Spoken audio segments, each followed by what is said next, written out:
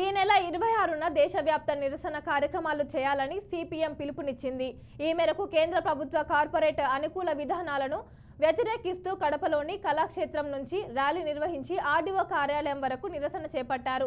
ధర్నాకు పెద్ద సంఖ్యలో రైతులు, కార్మికులు పాల్గొని జయప్రదం చేయాలని కోరారు.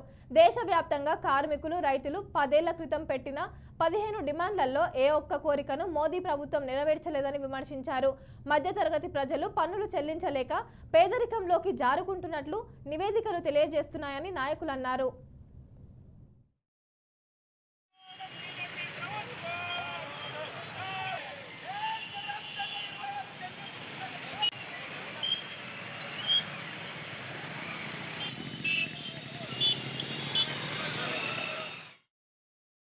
కార్మికులు, రైతులు, ప్రజలు ఎదుర్కొంటున్నటువంటి సమస్యలు పరిష్కరించాలని చెప్పి 26వ తారీఖున అన్ని చోట్ల బహిరంగ సభలు జరగబోతూ ఉన్నాయి. Doctor B R Ambedkar circle, Krishna circle, NTR circle వరకు వచ్చి ర్యాలీ. ముఖ్యంగా బీజేపీ ప్రభుత్వం అధికారంలోకి వచ్చినామంటే కార్మిక చట్టాలన్నీ రద్దు చేసింది. 4 లేబర్ కోడ్లను కూడా తీసుకొచ్చి ఈరోజు కార్మిక వర్గం పైన దోపిడీ, దారుణంగా ఈరోజు వెట్టి చాకిరీ చేయించుకునే ప్రయత్నం చేస్తూ ఉంది. ముఖ్యంగా కడప జిల్లాలో స్టీల్ ప్లాంట్ లేదు, విశాఖ స్టీల్ ప్లాంట్ ప్రైవేటీకరణ చేస్తూ ఉన్నారు.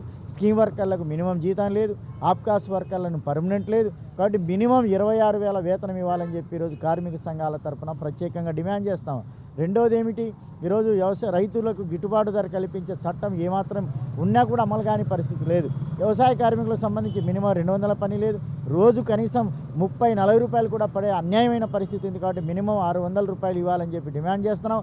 కాబట్టి కార్మిక వర్గం ఎదుర్కొంటున్న సమస్యలు